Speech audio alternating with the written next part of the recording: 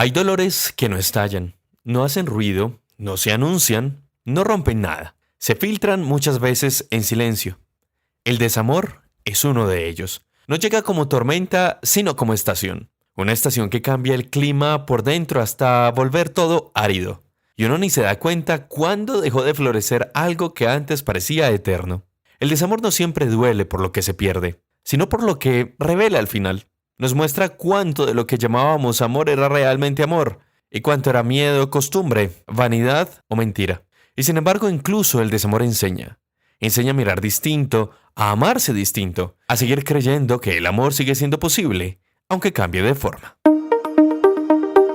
Hola, yo soy Luis F. Molina y esto es de nuevo De la columna a la cabeza y al corazón. Bienvenidos a este muy sensible episodio número 2 de esta segunda temporada. Una temporada con voces femeninas que desde sus vivencias y su inteligencia emocional nos ayudan a mirar el amor sin idealizaciones. En este episodio quiero hablar del desamor, pero no como un fracaso, sino como una muestra incómoda. Esa que llega a movernos del centro para enseñarnos a amar mejor.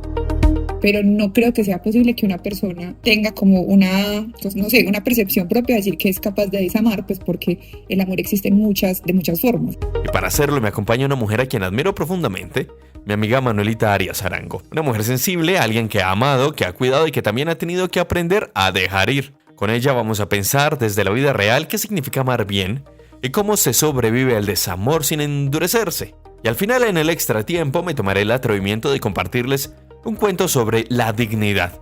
Así que vamos, una vez más, a lo más profundo que habita nuestro ser y forma de ser. Bienvenidos.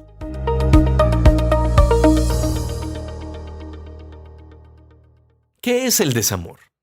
¿Es digno del desprestigio que carga? ¿Existe un desamor? Vale la pena ir al fondo sobre lo que podría ser ese síndrome que abre las fisuras que terminan por demoler los vínculos afectivos de cualquier índole. El desamor no es una catástrofe súbita. No llega como una tormenta ni irrumpe violentamente. Se filtra, se instala en los silencios, en las excusas, en la cortesía tibia de quien ya no quiere, pero tampoco se atreve a partir. Es un clima interior que va cambiando de estación sin previo aviso. Un invierno emocional que se disfraza de calma y termina por dejar todo en una aridez parecida al desierto que se calienta, pero nada más ofrece. El desamor es un proceso silencioso, una erosión casi imperceptible que empieza cuando ya no se ve a la otra persona como un universo, sino como un espejo. Es el retorno al culto del yo después del milagro del encuentro. El regreso del yo al yo, después de haber conocido a ese otro que nos movió algo dentro de nuestro ser, quizás para siempre. Si el amor nos descentra, porque amar es habitar al otro, salir del eje propio, exponerse al temblor de no tener un control. El desamor, por lo contrario, es la restauración del yo después del desorden. Es el regreso al refugio del propio ego, donde ya no hay más riesgo, pero tampoco hay mucha vida. El desamor, por el contrario, nos devuelve a la comodidad del propio ombligo y nos desvía de ese camino del encuentro con el otro. El desamor no duele tanto por lo que se pierde, sino por lo que muestra, por lo que revela, por lo que devela. Expone el egoísmo que habita bajo la piel de la ternura y nos muestra cuánto de amor había realmente y cuánto, quizás, de vanidad. Se cree que se sufre porque la otra persona se va, pero en verdad se sufre porque ese otro u otra deja de sostener una ilusión propia de ser dignos de amor. Es la restauración, como les decía, del ego después de haber sido tocado por la alteridad, por lo distinto, por lo diverso, por lo cual nosotros no teníamos control ni previsión. Teóricamente conviene trazar una línea. El desamor es una especie de degradación afectiva o amorosa, sí, pero una degradación natural al fin de cuentas. El desamor o antiamor, en cambio, es otra cosa. Es negación activa, es perversión deliberada. El primero ocurre y el segundo se ejerce. El desamor, si cabe el término, da soberbia. Hay quienes lo ofrecen con la misma elegancia con la que alguna vez ofrecieron amor. No se van, pero se ausentan. No hieren, pero retiran la calidez a conveniencia. Desaparecen dentro de su propia frialdad con una destreza casi estética. Este desamor o antiamor, el de quien da la espalda no por dolor sino por poder, es quizás el más cruel, porque lleva la firma del narciso puro.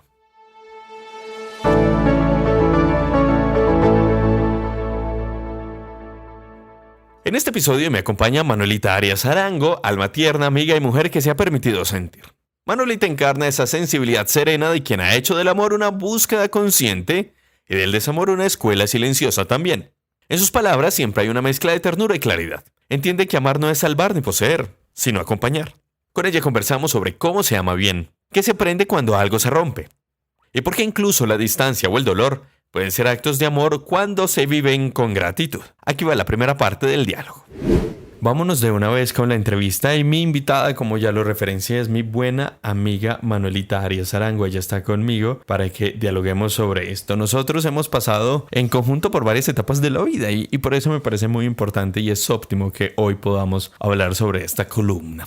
Y ahorita lo estábamos dialogando incluso extra micrófono. ¿Se puede uno blindar ante el desamor? Bienvenida a tu podcast de confianza. ¿Cómo estás? Sí, yo creo que es la pregunta que tenemos hace muchos días cuando hablamos del podcast. Teníamos claro como que esa era la pregunta inicial. ¿Se puede uno blindar ante el desamor?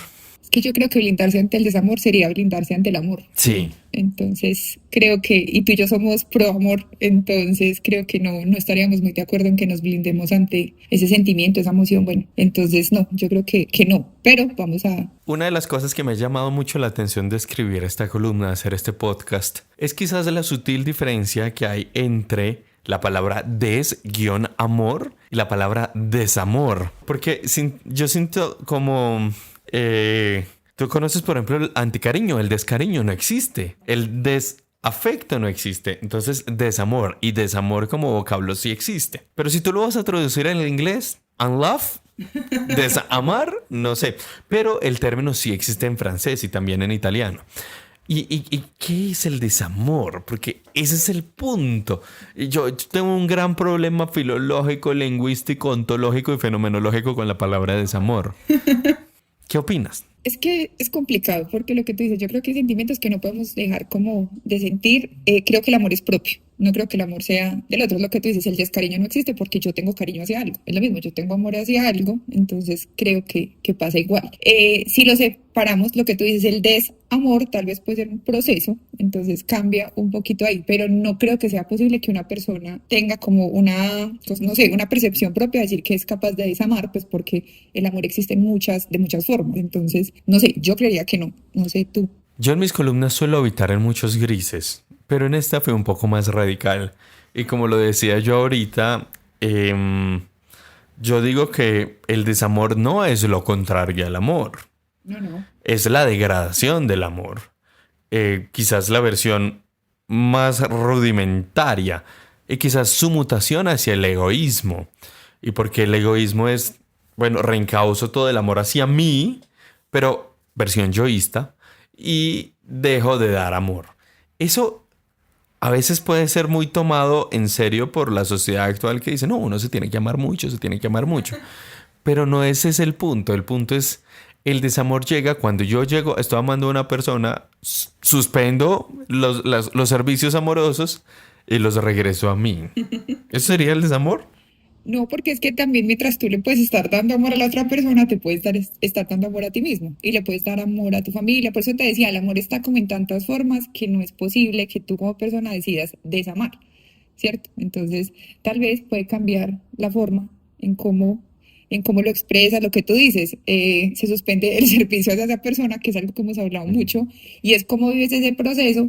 Pero no creo que sea posible que definitivamente tú sea algo como radical y digas, listo, ya, el amor se acabó en mí, lo que tú dices. Por eso no creo que sea lo contrario al amor, porque es que tú siempre vas a tener amor para lo que sea, para tu mascota, para tu mamá, para tu papá, para tus sobrinos, bueno, para lo que sea. Entonces no creo que sea posible, creo yo. Ahora, digo también, y esto es un postulado también entre blanco y negro, que no hay nada más narcisista que el desamor. Porque todo narciso juega con el amor. Y lo juega en el sentido de que te amo y te desamo. ¿Cómo lo ves? Pero entonces pensémoslo de otra manera. Yo te vuelvo aquí una pregunta. Si en una relación no fuiste tú el que decidió desamar, por así Ujú. decirlo, ¿en qué posición quedas tú? Pues porque no es desde un punto narcisista, pues si la relación se acaba por el otro, tú no te puedes quedar ahí Ujú. amando solo Exacto. y te tienes que ir, pues por así decirlo.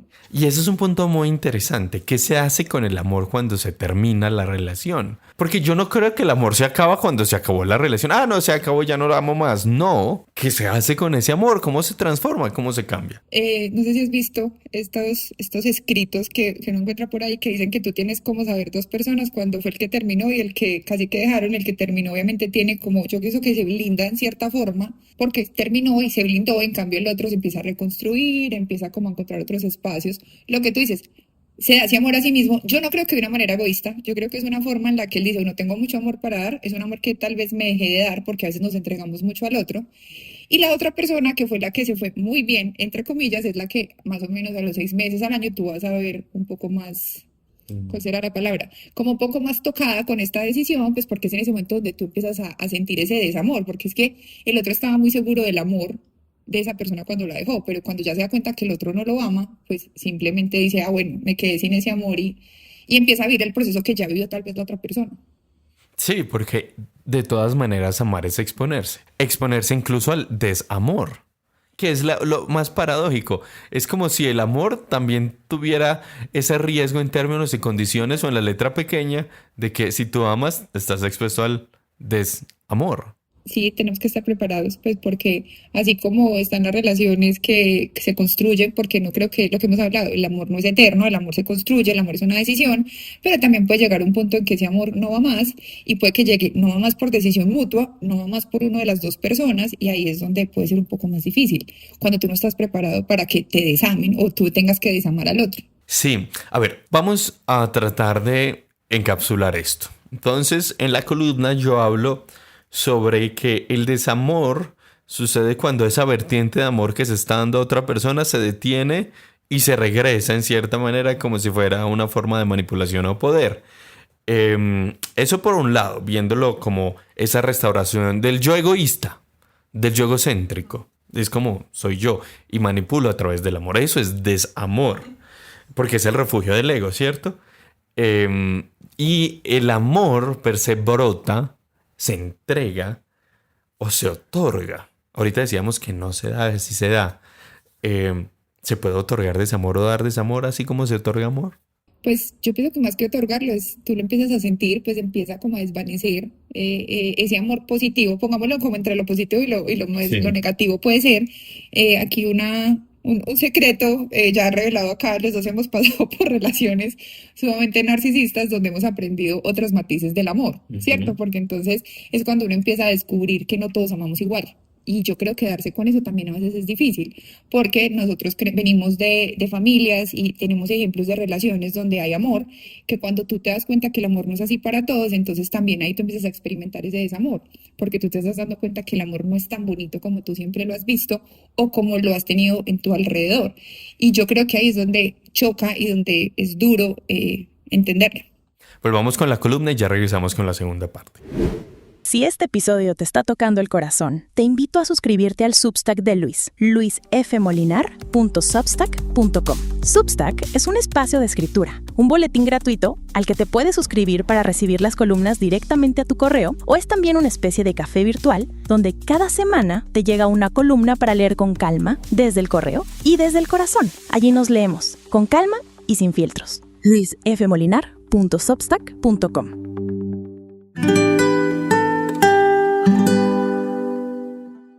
Volvemos. El desamor o antiamor que se da no busca cerrar una historia, sino quizás reafirmar un dominio. Es un acto performativo, quizás histriónico o teatral. Una manera de decir ya no te necesito, sin tener que pronunciarlo. Es un golpe sutil al alma del otro envuelto en indiferencia. El narciso, como lo hablábamos hace minutos, no teme el abandono en esencia, sino que teme al reflejo que el otro le devuelve cuando ya no puede controlarlo. La vulnerabilidad es su enemiga íntima, aquello que el amor lo obligó a experimentar y que ahora, en el desamor, se apresura a enterrar. Prefiere la soledad del yo intacto a la compañía del yo vulnerable. En esa huida construye su propia cárcel, un mundo donde nadie puede tocarlo porque nadie puede entrar, para la fortuna de todos. Por eso el desamor es la parodia moral del amor. su versión descafeinada, donde ya no hay entrega, sino cálculo y excusas disfrazadas de conjeturas y dramas. El desamor cuando se da se convierte en una forma refinada de violencia, la de quien retira el alma sin avisar y deja al otro sosteniendo el peso de lo que ya no existe. Así que este antiamor o desamor se disfraza de madurez. Se le viste de frases inteligentes como necesito pensar en mí, no puedo dar de lo que no tengo, ya no siento lo mismo, u otras cosas, quizás más dramáticas. Pero en el fondo lo que suele encubrir es una pobreza de empatía y la ignorancia sobre la función compasiva. Porque amar implica reconocer la humanidad del otro incluso cuando ya no hay deseo ni afinidad. Desamar es borrar esa humanidad para justificar una huida. El amor cuando es maduro se despide con gratitud. El desamor con soberbia y pánico escondido entre líneas de falso vigor. Es ahí donde muestra su verdadero rostro. No el de la tristeza, sino el del miedo a sentir demasiado y vivir para contarlo. Así entendemos que el desamor, más que una emoción, es una forma de pensamiento ya arraigada, pues es el resultado de una ética invertida, de una cultura que confunde la autonomía con la indiferencia y la madurez con frialdad. No soy el primero en pensar que el desamor es también una especie de pensamiento. Lo que sentimos no ocurre en el vacío. Cada emoción encierra una idea sobre el mundo, una manera de entender lo que merece cuidado y lo que no. El desamor en ese sentido no solo se siente, se razona. Es el producto de una mente que se convence, a veces con elegancia, a veces con cinismo, de que ya no vale la pena cuidar lo que un día dio sentido. De ahí que la filosofía haya tenido que pensar el amor no como un estado, sino como una práctica. En el fondo, el desamor, más que un acto, es una forma de autosabotaje. Volvemos con Manuelita y la segunda parte de la entrevista. Volvemos. Ahora, Manuelita es mi invitada hoy, Manuelita Arias Arango, en este segundo capítulo de la segunda temporada de este podcast. A ustedes gracias por escucharnos. Ahora bien, recién decía yo que el desamor es la parodia moral del amor.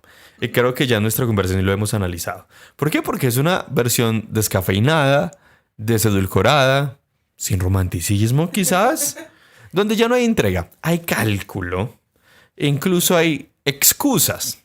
Porque como dice el dicho, si uno quiere una excusa, siempre va a encontrar una. Entonces, digo yo que cuando el amor se da, se convierte en una forma refinada de violencia política o sistémica, porque es de esa persona que retira el alma sin avisar o deja al otro sosteniendo el puente. Eso es desamor. Esa actitud es desamor. Yo no sé, yo creo que sí, por cuanto es una decisión unilateral. Es que volvemos a lo mismo, así como el desamor es unilateral, el amor también, ¿cierto? A ti nada te asegura que el amor vaya a ser recíproco, entonces Sí. los dos son decisiones, entonces yo decido amarte más allá de lo que tú, pues es como, vámonos a ese dicho, nadie da para recibir, uno no debe dar para recibir, entonces tú das amor y la consecuencia de ese amor, pues tú esperarías que sea amor desde el otro. Pasa, y nos vamos a encontrar muchas personas así en la vida, es que por más amor que tú les des, puede que ellos no estén dispuestos, uno, a recibirlo y dos, a darte un poquito de ese amor por igual. Siempre me ha llamado mucho la atención esta idea de la reciprocidad, porque yo siento que es una idea errada y eso va para otro podcast. ¿Por qué? Porque es que hay muchas personas que están esperando que le den lo mismo que dan. Y yo siento que todos damos como con la huella digital. Nadie me puede repetir lo que yo doy. Y uno tiene que estar abierto a aceptar lo que da la otra persona. Y si lo hace con amor o con desamor, ahí es donde yo tengo que darme cuenta. Y es donde la reciprocidad puede ser una cuchilla de doble filo. Y es, si yo estoy esperando que me den lo mismo que yo estoy dando, posiblemente estoy buscando o estoy operando desde el desamor. Mientras que si yo estoy dando y valoro lo que la otra persona da, independiente de lo que pueda dar, pues es amor. Hay una frase que a mí me va a llevar muy tranquilo a la tumba. Es, uno hace lo mejor que puede en el momento en el que está. Con las herramientas que tiene, con todo lo que tiene alrededor. Pero hay algo muy importante y es que también es muy importante encontrarte a alguien que sepa al menos recibirlo, no que te sepa darlo. Más allá de la reciprocidad es el tema del recibimiento. Y tú y yo lo hablamos en algún momento con el cariño. No todo el mundo recibe el cariño de la misma manera. Entonces yo te expreso mi cariño, sea con detalles, con todo, y qué bueno encontrarse uno con personas cariñosas que están abiertos a recibir eso. Porque entonces se vuelve casi que un desgaste emocional, tú sentir que amas mucho, que das cariño y que tienes todo cuando te encuentras personas que no están ni siquiera dispuestas a recibirlo. Por lo que sea, no porque tú no les agrades, no porque no te quieran, sino que hay personas que en realidad están blindadas y simplemente no les interesa. Sí, y esas corazas no están para ser penetradas, es decir, nadie está llamado a salvar a nadie. Y eso es uno de los puntos más importantes, pero el complejo del Salvador perdido a veces es muy duro superarlo y da tremendos estrellones contra grandes murales fortificadísimos en roca. Pero quiero que tomemos otra frase que está en la columna y la podamos desglosar o debatir. Dice el columnista, o sea, yo, que desamar entonces no es liberarse, sino que es rendirse ante la dificultad que implica sostener un lazo. Pero ¿no crees que eso es más desde la persona que no decidió por sí misma desamar?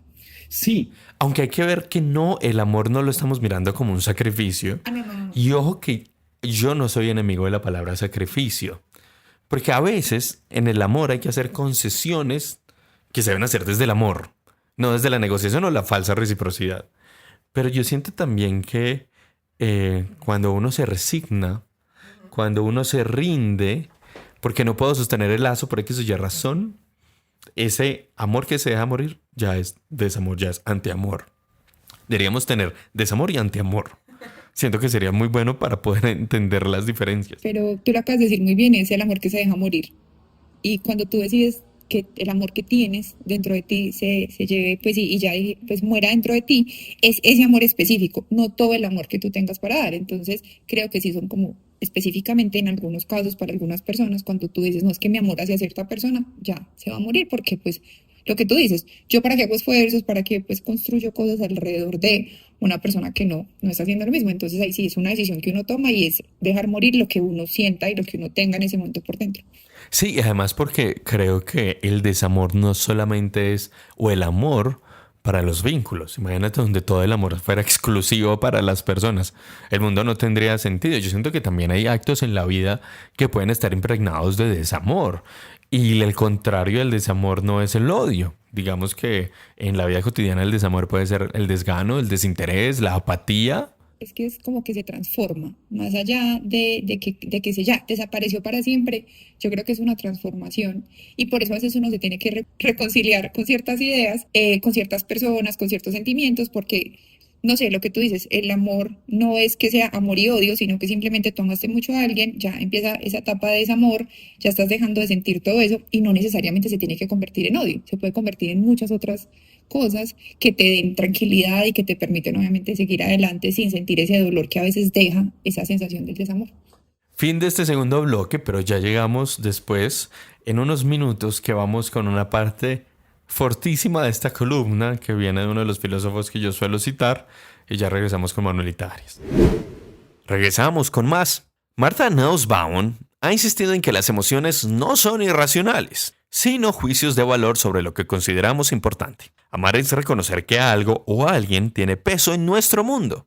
El desamor, en cambio, es un fallo en el juicio. Es la pérdida deliberada o no del interés moral por el otro. No porque ya no importe, sino porque reconocer su importancia se ha vuelto incómodo. Y ya esta sociedad poco tolera la incomodidad. Es que vivimos en una época que romantiza la desconexión emocional. Se confunde la serenidad con anestesia y la independencia con la incapacidad de involucrarse. Hemos aprendido a llamar madurez a la prisa por soltar, como si sentir fuera un error del diseño. El desamor, en ese contexto, deja de ser una pérdida íntima para volverse un modelo cultural, un ideal de autoprotección ante la incomodidad que puede causar el otro, solamente porque es diferente. Tal vez por eso el desamor se piense tanto como se siente. Es un mecanismo de defensa del yo contemporáneo, una forma elegante de negar la vulnerabilidad que el amor, una vez, gústenos o no, reveló.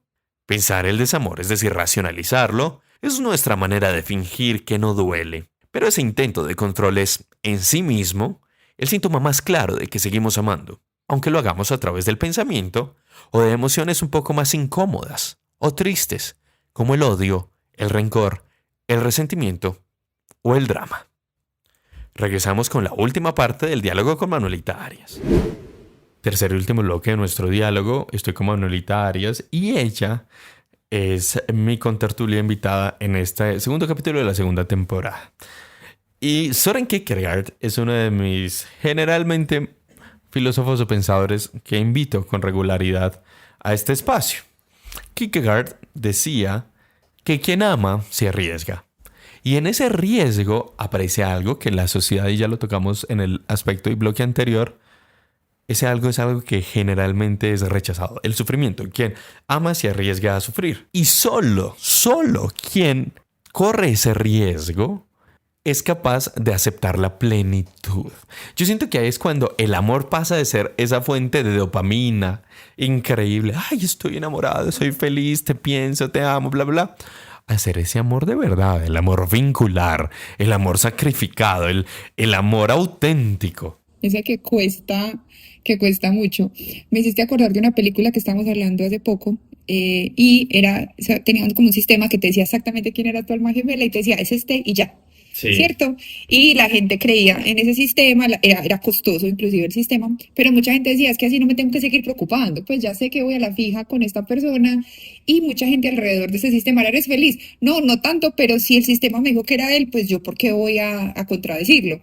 Entonces, cuando me pones como ese tema, pienso que es eso, como que sí, está el amor, el que te hace sentir mariposas, todo pues ese que tenemos como tan romantizado, pero cuando ya pasamos hacia otro amor, pero pienso que es una construcción, tú pasas de un amor a otro, no es que tú vayas derecho al amor súper seguro, porque entonces, ¿dónde está la construcción? ¿Dónde está el conocimiento de la otra persona? Ojalá supiéramos cuando empezamos con alguien, tener claro si nos va a ir, pues es que nadie está seguro de quién te va a romper el corazón y quién no. Ahora, eso es muy importante tenerlo en cuenta porque yo creo que el desamor también nos enseña muchas cosas. El desamor tiene quizás más enseñanzas fuertes. Es como el Saturno del amor. O sea, siendo amor Venus, Saturno es el desamor, porque este desamor primero nos enseña a amar distinto. Quizás amar con un poquito más de objetividad, siendo el amor algo bastante subjetivo, sin miedos, sin tanta expectativa, sin tanto ruido. Es como una forma más, como así, filtrada, como el agua. No como los filtros de Instagram, sino que es purificada del amor. Y yo siento que uno tiene que pasar por desamor para conocer lo lindo del amor, ¿no? Y para conocerte. Pues yo creo que hay un tema muy chévere ahí de lo que tú dices, y es la versión que uno se convierte después de esos momentos, porque entonces uno casi que se reconstruye, uno con todos esos pedacitos que quedaron y todas esa persona que tal vez uno dejó de ser, esas cosas que uno dejó de disfrutar, lo que tú dices, no desde un sacrificio malo, sino cuando uno de verdad está entregado a una relación, cuando uno se queda sin ese piso, cuando uno se queda como sin todo eso que había construido, tú puedes volver a construirte, puedes volver a construir ese entorno que te gusta, puedes volver a disfrutar las cosas que antes disfrutabas desde otro lugar, porque entonces ya estás más sano, ya estás un poco más consciente de lo que te gusta, de lo que no. Entonces, yo creo que es eso. Las personas en las que uno se convierte después de esos espacios es cuando uno verdaderamente se conoce más, porque ya pasó como por esos, lo que tú dices, por esos grises. Sí, además, hay algún punto, es que el amor es un camino de madurez. Yo no, o sea, y voy a decir algo que puede que la vida un día de estos me diga, no, lo que acabas de decir es mentira. Pero uno no ama a los 20 años como ama a los 50. O sea, la madurez que uno debe tener. ¿Por qué hay muchos papás que son tolerantes con los hijos, sean unos cafres? Porque conocen el amor de verdad. Sí, claro. En cambio, uno a los 20, 30 años comete un error muy torpe, que me parece que es un gran error. Y es que uno cree que puede conseguir la gente que lo ama a la vuelta de la esquina y que puede prescindir del amor. Son dos cosas que me parecen que son dos errores muy grandes que uno en medio de la magnanimidad de los 20 años comete. No, y uno está seguro que nunca va a volver a amar así, pues casi que uno se dice a sí mismo, como no, es que como lo amo a X persona en la vida, pues uno se asegura de que, y las palabras obviamente tienen poder, pero yo creo que a medida que uno va pasando y uno se va encontrando diferentes tipos de amor, diferentes tipos de madurez, y lo que te decía, como uno llega a cada relación con una nueva versión de sí mismo, nunca va a ser el mismo amor, porque tú ya llegaste ya a repetir. Exacto, y las cosas que has construido, obviamente tu amor es tuyo y eso no es lo que cambie, pero sí la persona que lo está dando y lo que tú has hecho alrededor de todas esas vivencias, por no decir dolencias, obviamente te permite llegar a cada relación con un panorama diferente. Sí, incluso ya para cerrar un poquito, vale la pena ir a un libro que yo no sé si todavía lo enseñan en las clases de filosofía en el colegio, que es el gran banquete de Platón. Él decía que básicamente gran parte del amor erótico, el amor eros, ese amor genital, pues nace primero del deseo que está sustentado en la carencia, ¿cierto? Sí. Uno. Y el deseo de completitud. Es que necesito, de ahí viene este mito de la media naranja. Estoy buscando mi media naranja para hacer media naranja con medio limón. Eso no funciona. Porque es que es muy raro que o sea, yo, por ejemplo, no me enamoraría de una persona igualita que yo. No, es que nadie llega a completarte. Sí. Tú ya estás completo, tú eres un ser completo, perfecto, espectacular, cada uno con sus cosas. Entonces, sí, yo creo que si estamos buscando a alguien que nos complemente, es que todavía nos falta llenar a nosotros mismos algo. Sí, eso tiene un poco que ver con la filosofía de Jean-Paul Sartre, que decía que nosotros amamos quizás proyectando sobre el otro, pero ojo que esa proyección rompe al otro, porque básicamente cogemos al otro, le hacemos un instrumento de nuestra proyección, vemos nuestros problemas en el otro y el otro sufre todo el rato. Y sufre gratis. Porque está amando. Entonces casi que nos aprovechamos de ese amor del otro, porque lo justificamos desde esta teoría y fuera de eso, como te amo y tú me amas a mí, entonces tú estás aquí como para aguantarme siempre. Hay muchas canciones ya para cerrar de, por ejemplo, de este género horrible llamado el despecho, entre otros, que hablan mucho del desamor. Y en lo que hablan del desamor, ellos, los compositores o los intérpretes, ponen el desamor como, por ejemplo, los gestos que ya no ocurren, la indiferencia, la manipulación, las conversaciones que quedaron a medias o los imaginarios que se disuelven. Los vallenatos están sustentados en mucho desamor. Y si tú miras muchas de las canciones de amor, en realidad hablan de desamor. Por completo, porque yo siento que es donde está como esa sensación dura, lo que tú decías, eso que sentimos como desde las entrañas, porque es donde tenemos como tal vez arraigados esos sentimientos que nos hicieron obviamente avanzar. Entonces tú dices, yo me acuerdo cuando estaba muy mal por X persona, entonces tú tienes la canción perfecta, el momento perfecto, tienes como todo alrededor. ¿Y tú crees que una persona puede vivir en estado de desamor? Y lo digo, por ejemplo, en una tusa, en un despecho. Después de romper una relación, ¿puede esa persona quedarse habitando en un estado de desamor? No, por favor, y ojalá que no. Cuando hablamos del tema, yo dije, ay, no, soy experta en tusas.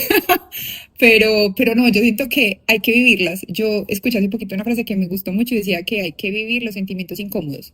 Porque cuando no vivimos y no los experimentamos y no dejamos que nos duela y que sea duro y yo no estoy de acuerdo cuando la gente te dice, no, ya pasó. No, pasa cuando tú sientas que pasó. Vívelo, te duele, te da rabia, te da rabia.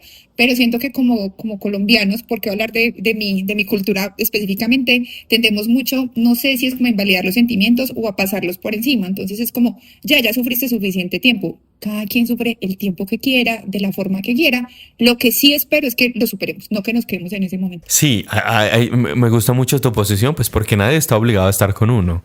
Si algo que yo en la vida respeto demasiado es que si alguien no quiere hablar conmigo, no quiere estar conmigo, yo respeto eso sagradamente hasta el último de mis días, porque considero que todas las personas tenemos nuestros procesos y es muy importante tenerlo ahí.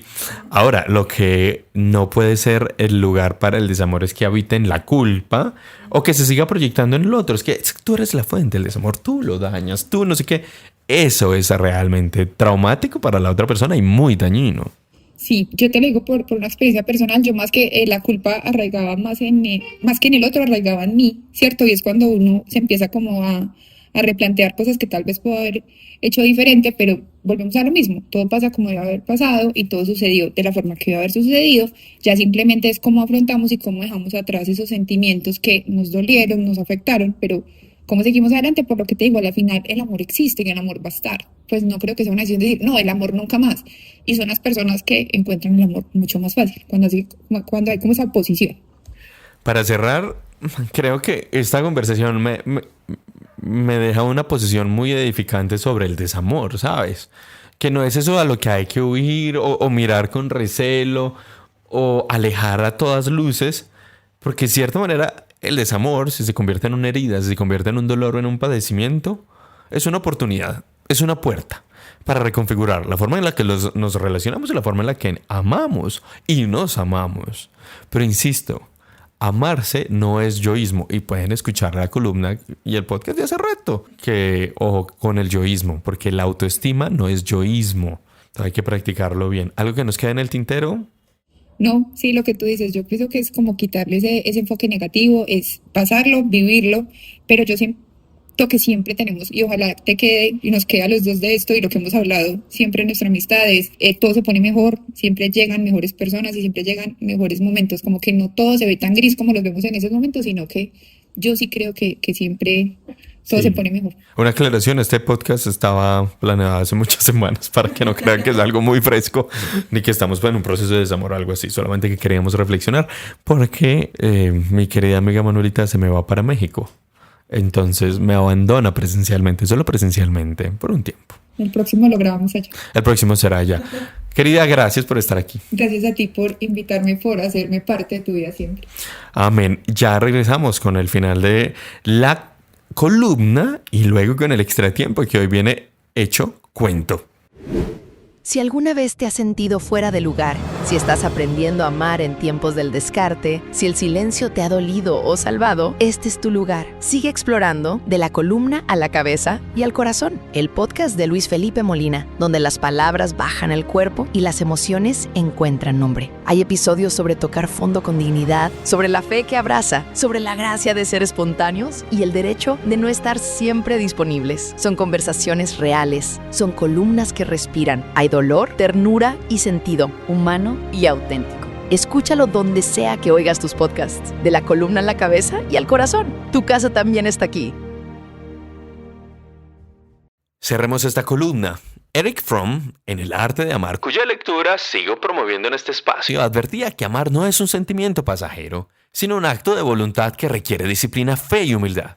Desamar entonces no es liberarse de ninguna manera, es rendirse ante la dificultad que implica sostener un lazo o vivir un vínculo. En cada desencuentro hay una pedagogía. A veces aprendemos más del amor, del que no fue, que del que sí. Porque el desamor nos obliga a pensar, a mirarnos sin adornos y sin edulcoramientos, a saber dónde se nos acaba la ternura y dónde empieza nuestra defensa y autodefensa. Por eso Søren Kierkegaard decía que quien ama se arriesga a sufrir y que solo quien acepta ese riesgo conoce la plenitud. Recibir desamor entonces no debería avergonzarnos, pues es la confirmación de que alguna vez nos entregamos. Lo verdaderamente trágico aquí es no haber amado y perdido, sino haber vivido blindado, incapaz de sentir sin cálculo o siempre prevenidos. A la larga el desamor también enseña a no romantizar la frialdad, a no confundir la distancia con la dignidad, a no temerle al temblor de estar vivo. Por eso filósofos como Paul Ricoeur y Giorgio Agamben añadirían que el amor y el desamor son modos de habitar en este tiempo, o nuestro tiempo. El amor dilata el presente, lo vuelve amplio, poroso, lleno de sentido, de muchas cosas que no se pueden describir. En ese éter al que vamos cuando estamos enamorados, pues ahí vive también el desamor, porque puede contraer todo eso, convertirlo en un tiempo de espera estéril o en una nostalgia que solamente se dedica a algo, clausurar sensaciones. Después del desamor se aprende a amar distinto, sin tanto miedo, sin tanta expectativa, sin tanto ruido. El amor que sigue, si llega, no busca completarse en otro, sino acompañarse. Tal vez esa sea la paradoja más humana de todas. El desamor nos obliga a reconciliarnos con el amor mismo. Nos recuerda que amar es una decisión que siempre puede fallar, pero aún así vale siempre la pena. El amor no fracasa cuando termina, fracasa cuando deja de humanizarnos. Así cuando el amor pasa, porque todo pasa, lo que queda no es un vacío, sino un espacio nuevo. El lugar donde aprendemos a amar sin necesitar poseer y a soltar sin dejar de agradecer. Amar incluso después del desamor sigue siendo el acto más lúcido de esperanza de estar vivos y de sentirlo. Pero por desgracia, en tiempos donde todo se mide en costo y beneficio, también el amor ha entrado en la lógica de la rentabilidad emocional. Se ama mientras no duela y se queda mientras no exija o no incomode.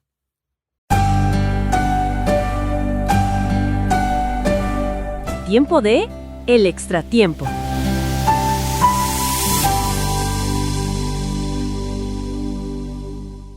Y ahora, para cerrar este episodio, quiero compartir un relato bastante especial.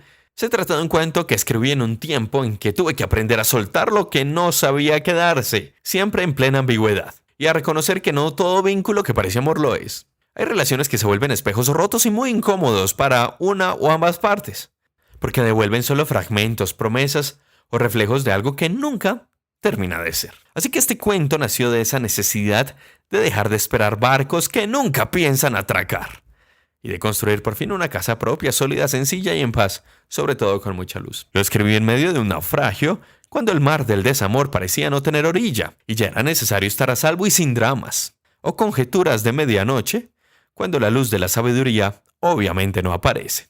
Es una historia que habla de soltar, de reconstruirse piedra a piedra y de aprender a habitar la luz propia. Aquí va.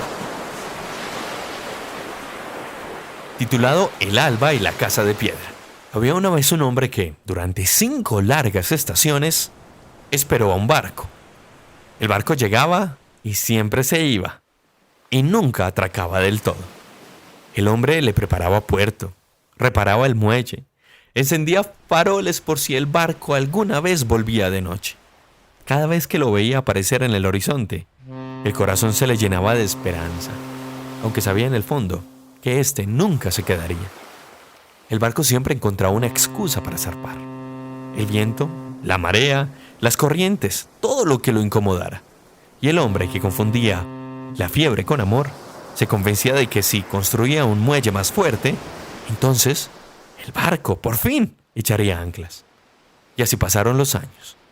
Sin embargo, una madrugada, el mar amaneció quieto. No había velas en el horizonte y en lugar de miedo, el hombre sintió algo nuevo. Silencio, y se pudo escuchar. Por primera vez no encendió los faroles ni reparó el muelle. Solo se quedó mirando el mar y comprendió que el barco nunca había tenido puerto, ni intención de tenerlo. Había amado la promesa del regreso, pero nunca el viaje compartido. Esa mañana, al mirar sus manos cansadas, este hombre se dio cuenta de que el muelle se había vuelto cárcel. Entonces tomó una piedra, una sola, y caminó hacia la colina detrás de la playa. Allí, en medio de la nada, decidió construir una casa. Una piedra cada día, al ritmo del sol y de las nubes que tanto él quería. El primer día dolió. El segundo día quizás pesó. Pero el tercero comenzó a sentir algo distinto. Alivio por fin. Sin expectativa. Sin esperar. Sin buscar el mar. Y sin esperar velas. Cada piedra que levantaba no era una pared para encerrar el pasado, sino que era mejor un cimiento para sostener lo que él llamaba el nuevo futuro. Y mientras trabajaba entendió que no estaba construyendo una casa para olvidar, sino una casa para por fin descansar. Meses después, cuando el barco volvió a asomarse al horizonte, el hombre ya no encendió los faroles. No fue por resentimiento, sino porque ahora sí este hombre tenía luz propia. Desde lo alto de la colina miró el mar y sonrió. Sabía que el barco se marcharía otra vez porque eso era lo que el barco solamente sabía hacer. Y él, en cambio, había aprendido lo suyo, a quedarse. El barco, entonces, volvió a desaparecer. El hombre entró en su casa de piedra y en el silencio de su propio techo descubrió la música más hermosa, la de una vida que, por fin, no necesitaba ser esperada.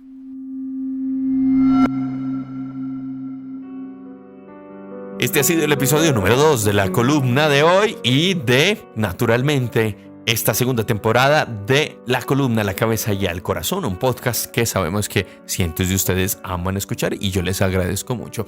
Un episodio sobre la valentía de amar y la humildad de dejar ir. Gracias por escuchar, por acompañar y por dejar que cada palabra sea un puente entre lo que pensamos, sentimos y vivimos. Yo soy Luis F. Molina, hoy con Manuelita Arias Arango como invitada, y nos encontraremos en el próximo episodio, en el próximo mar, para seguir aprendiendo a amar sin miedo, a sentir sin medida y a vivir siempre con el corazón despierto. Chao.